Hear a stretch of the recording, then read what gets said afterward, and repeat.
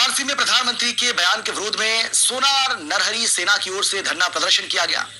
शास्त्री घाट पर आयोजित इस प्रदर्शन में बड़ी संख्या में सोनार समाज, स्वर्णकार कारीगर और सर्राफा व्यापारी शामिल हुए। प्रदर्शनकारियों ने प्रधानमंत्री से बयान वापस लेने की मांग करते हुए कहा है कि यदि उनकी मांगे मानी नहीं गई तो इसका असर 2027 के चुनाव में देखने को मिलेगा। इस दौरान स्वर्णकार कारीगरों और छोटे व्यापारियों की समस्याओं को भी प्रमुखता से उठाया गया। प्रदर्शन के बाद राष्ट्रपति के नाम प्रशासन को ज्ञापन सौंपकर समाज के सम्मान की रक्षा और बयान पर पुनर्विचार करने की मांग की।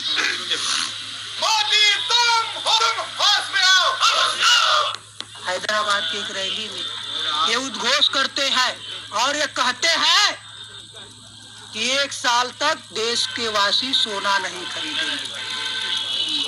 1 साल तक देश के वासी सोना नहीं खरीदेंगे तो सोनार कारीगर क्या करेंगे? झालमुड़ी बेचेंगे। पूरे गांव में, बाजार में, चट्टी चौराहा, गांव बाजार विरोध प्रदर्शन करवाया जाएगा और अपने बेटी बेटा के रोजी रोजगार पे अगर आँच आएगी तो सोनार समाज एक हाथ में हथौड़ा लेके उत्तर प्रदेश में 2027 में यही हथौड़ा से सरकार के ना नेस्तनाबूद कर दिया जाएगा और यही जमीन के अंदर गाड़ दिया जाएगा।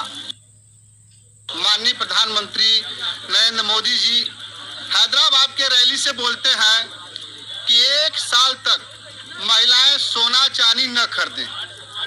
अगर महिलाएं सोना चांदी नहीं खरीदती हैं, नहीं खरीदेंगी तो हमारे परिवार, हमारे व्यवसाय से जुड़े लोग का जीविकापार्जन कैसे होगा?